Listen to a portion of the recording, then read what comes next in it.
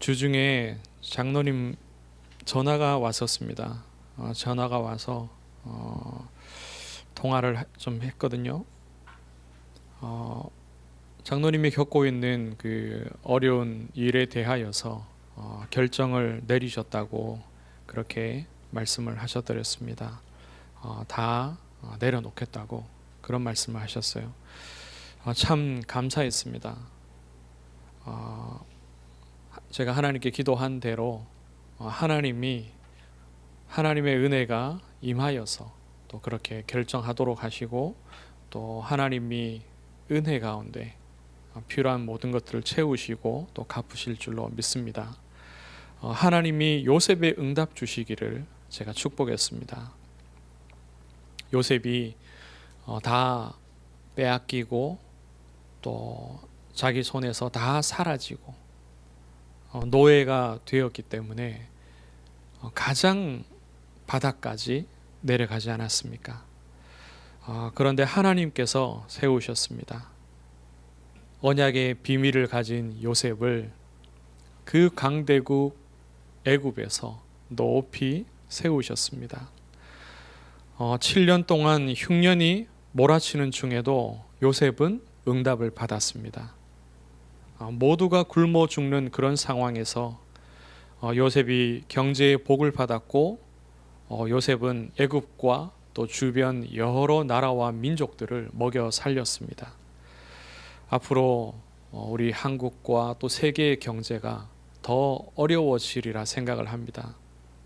그럼에도 불구하고 하나님께서는 우리에게 복음을 주셨기에 경제의 응답도 주셔서 세상 사람들을 도우며 이 생명의 그리스도 복음을 전하게 하실 줄 믿습니다. 이 일을 하나님이 요셉의 때에 하셨고 또 우리 시대에도 하나님이 준비하셨음을 믿습니다. 그래서 어려운 일들, 또 주변에 우리를 너무 힘들게 하는 그런 사람들과 상황을 두고서 요셉의 응답을 붙잡으시기를 바랍니다. 중요한 것은 원래 가지고 있던 영적인 문제에 잡혀 있지 않는 것입니다. 만약에 요셉이 여전히 자기가 가지고 있던 그 영적 문제에 잡혀 있었다면요, 하나님의 이 응답을 받을 수가 없었을 겁니다. 요셉이 사람들 앞에서 자기를 드러내고 자신을 높이는, 자랑하는 그러한 성격들,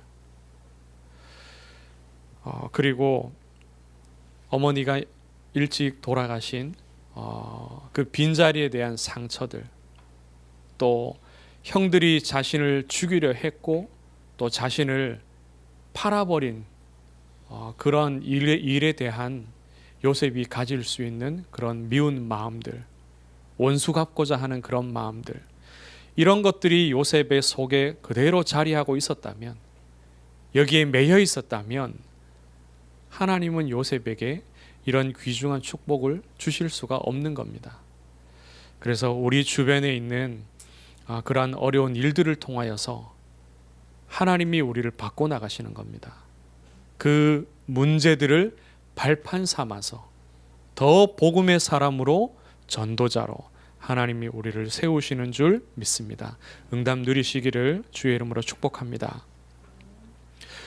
본문의 이 내용들은요, 바울이 자신의 사도성에 대한 변론을 말하는 겁니다.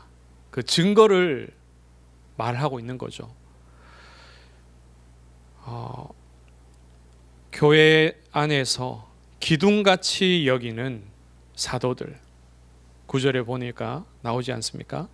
야고보와 게바와 요한, 사도들 중에서 가장 비중이 큰 지도자적인 역할을 하는 이 사도들이 나에게, 나와 바나바에게 친교의 악수를 하지 않았냐. 그것은요, 바울을 그들이 사도로 인정하였음을 증명하는 내용입니다. 친교의 악수라고 표현을 하였죠. 그런데 사실 인간적으로 생각을 하면은 있을 수가 없는 일입니다. 바울이 누굽니까? 교회를 핍박하던 사람이 아닙니까? 원수입니다. 원수. 그냥 반대하는 정도, 부정적으로 보는 정도가 아니라 앞장서서 교회를 무너뜨리고 이 성도들의 가족을 잡아간 자가 아닙니까? 7 집사 가운데 한 사람을 죽이는 그 현장에도 증인으로 있던 자입니다. 하나님이 우리에게 주시는 첫 번째 메시지가요, 친교의 악수를 하라. 친교의 악수를 하라. 그런데 누구와 악수할 것이냐? 그리스도입니다. 그리스도와 먼저 친교의 악수를 나누기를 원합니다. 하나님께서는 하나님을 대적하고 떠난 원수된 우리를 위하여서 자기 아들을 이 땅에 보내셨습니다. 그리스도로 보내셔서 십자가에 죽게 하셨죠. 예수 그리스도께서는 원수된 우리를 위하여서 기꺼이 십자가에서 생명을 내어 놓으셨습니다. 우리는 우상 숭배하면서 창조주 하나님을 욕되게 하는 자들입니다. 죄를 짓고 하나님을 대적하고 창조주 하나님을 욕보이는 자들이 아닙니까? 구정을 맞아서 거리마다 보면은 정치인들, 특히 정치인들이 인사하는 그런 현수막들이 많이 걸려 있죠. 새해의 복을 많이 받으시라고 밑에 자기 이름도 쓰고 정당도 쓰고 하죠. 그런데 그 현수막에 꼭 보여지는 것들이 뭐냐? 용의 그 그림들을 다 그려놨습니다. 올해가 용띠니까요. 이토록 사람들은 삶 속에서 모두 다 우상 숭배합니다. 이것이 하나님을 대적하는 것이며 하나님과 원수된 자의 행동입니다.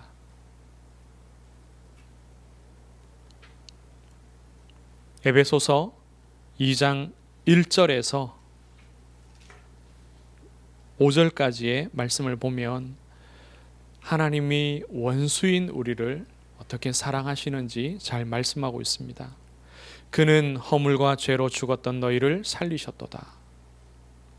우리가 이렇게 죽은 자이죠. 그리고 2절에는 어떤 원수가 되었는지 말씀합니다. 그때 너희는 그 가운데서 행하여 이 세상 풍조를 따르고 공중의 권세 잡은 자를 따랐으니 곧 지금 불순종의 아들들 가운데서 역사하는 영이라. 하나님이 우리를 자기 형상대로 지으셨는데 우리는 하나님을 떠나서 공중 권세 잡은 사단을 따라갔습니다. 3절에 전에는 우리도 다 그 가운데서 우리 육체의 욕심을 따라 지내며 육체와 마음에 원하는 것을 하여 다른 이들과 같이 본질상 진노의 자녀이었더니 4절에 하나님의 사랑을 말씀합니다. 긍휼이 풍성하신 하나님이 우리를 사랑하신 그 큰 사랑을 인하여 허물로 죽은 우리를 그리스도와 함께 살리셨고 너희는 은혜로 구원을 받은 것이라. 아멘. 하나님의 사랑, 그리스도의 그 사랑이 내 안에 들어오고 성령께서 우리를 온전히 주장하시면 우리도 사도들처럼 바울을 향해서 친교의 악수를 할 수 있습니다. 우리가 사람 관계 속에서 원수를 품고 친교의 악수를 하기 이전에 우리가 가장 먼저 누구와 친교의 악수를 해야 되냐? 하나님과 그리스도와. 왜냐하면 우리가 누구와 먼저 원수되었느냐? 하나님과 원수되었기 때문입니다. 먼저 그리스도께서 내미신 그 친교의 손을 잡고 깊은 교제 나누시기를 주의 이름으로 축복합니다. 둘째로 내 원수와 친교의 악수를 하시기 바랍니다. 제게도 한때 원수 같았던 사람들이 있었습니다. 저를 어렵게 하고 또 내 가족을 고통스럽게 하였습니다. 거짓을 일삼고 사단의 도구가 되어서 나를 친 사람들입니다. 지금은 원수가 아닙니다. 왜냐하면 하나님께서 제가 그들을 미워하고 있을 때에 하나님께서 제게 중요한 사실을 가르치셨기 때문입니다. 하나님이 무엇라고 말씀하셨느냐? 너도 내 원수와 똑같다. 저는 그들과 다른 줄 알았습니다. 나는 거짓을 말하지 않고 나는 사단의 도구가 되어서 누군가를 치지 않는 줄 알았습니다. 그런데 저도 똑같은 사람이었습니다. 하나님이 깨닫게 하셨죠. 그래서 곰곰이 저 자신을 돌아보니까 저 역시 누군가에게 원수가 되어 있었더랬습니다. 거짓을 말하고 그 사람을 어렵게 하고 사단의 도구가 되어서 그 사람을 쳤더랬습니다. 악을 행하고 제가 행한 악을 숨기기 위해서 또 다른 거짓을 말하였더랬습니다. 우리가 다 그러하죠. 바울을 도왔던 이들이 누구냐? 아나니아와 또 바나바였습니다. 그리고 바울을 인하여서 가족이 죽임을 당하고 가족이 잡혀가고 재산을 잃어버렸던 초대교회 성도들이 바울을 도왔습니다. 그를 돕고 그가 주 안에서 세워지기를 기도하고 그에게 친교의 손을 내밀었습니다. 어떻게 이렇게 할 수 있습니까? 그리스도의 사랑을 그들이 먼저 받고 누렸기 때문에, 그리고 그 자신들 또한 바울처럼 자라나고 바울처럼 교육받고 바울과 같은 상황에 있었더라면 똑같이 교회를 핍박하고 하나님의 자녀들을 잡아가는 일을 하였으리라는 것을 하나님께서 깨닫게 하셨기 때문입니다. 우리를 어렵게 하는 원수 같은 자들을 두고서 중보하시기를 바랍니다. 무엇을, 어떤 응답받기를 중보하냐? 불신자라면 구원받기를, 그리고 신자라면, 신자인데도 그와 같은 일들을 한다면 하나님께서 바르게 세우시기를 기도해야 합니다. 그래서 친교의 악수를 나눈 후에 어떤 응답까지 받아야 되느냐, 어떤 응답까지 받기를 우리가 중보하며 기도해야 되느냐, 9절에 나옵니다. 친교의 악수를 하였으니 우리는 이방인에게로 그들은 할례자에게로 가게 하려 함이라. 주 안에서 믿음의 형제와 자매들이 친교의 악수를 나누고 주 안에서 하나 되어서 무엇을 하느냐? 각자에게 맡기신 그 현장에서 전도합니다. 현장은 다르지만요, 주 안에서 한 팀이 되어 전도합니다. 이것을 하나님께서 원하십니다. 미워하는 마음이 있고 공동체를 이루고 싶지 않은 마음이 있다면 이것은 사단이 기뻐하는 것들입니다. 우리의 대적이 누구냐? 하나입니다. 오직 사단. 사람이 아니라 사단입니다. 말씀을 맺습니다. 그리스도께서 나에게 내미신 그 사랑의 손, 하나님과 우리를 화목케 하는 그 친교의 손을 붙잡고 하나님의 자녀로, 복음의 사람으로, 전도자로 세워가시는 그 응답을 누리시기를 원합니다. 그리고 하나님께서는 우리 원수에 대하여서도, 우리를 어렵게 하고 고통스럽게 하는 그 사람을 향하여서도 이와 같은 계획을 가지고 계십니다. 그리스도의 놀라운 사랑과 능력이 우리 교회와 성도들 현장에 드러나게 되기를 주의 이름으로 축원합니다. 렘넌트들을 향하여서도 짧게 메시지합니다. 여러분들이 1년 중에 제일 편의점 가서 또 문방구 가서 뭔가 사고 먹고 제일 풍성한 때가 언제입니까? 용돈 받았을 때. 1년 중에 제일 풍성한 때는 설날이죠. 용돈도 받은 데다가 세뱃돈까지 받았으면 제일 풍성하죠. 많죠. 그렇죠? 막 주머니가 막 불룩하고 지갑이 가득하죠. 그렇죠? 그러면 어때요? 전에는 1,000원짜리 2,000원짜리 사는데 막 생각하고 계산하고 먹을까 말까 고민도 하지만 많으면 어때요? 부담이 있어요, 없어요? 덜해지죠. 그렇죠? 마음껏 사 먹을 수 있죠. 누군가에게 뭔가 사줄 때도 내가 용돈 많이 갖고 있을 때는 어때요? 친구에게 사주는 것도 여전히 싫어요. 그런데 너무너무 많고 풍성하면은요, 나눌 수 있습니다. 음료수 한 병이 가득 차 있을 때는 나 한 모금만 줘 하면 쉽게 줄 수 있어요, 없어요? 줄 수 있죠. 그런데 줄어들면 줄어들수록 누가 막 한 모금만 달라고 하면 어떤 마음이 들어요? 좀 아까운 마음이 들죠. 그쵸? 막 많이 안 먹었으면 좋겠는데 한 모금만 먹는다 하고서는 막 왜 저렇게 많이 먹냐고 막 이런 생각 들어요, 안 들어요? 들죠.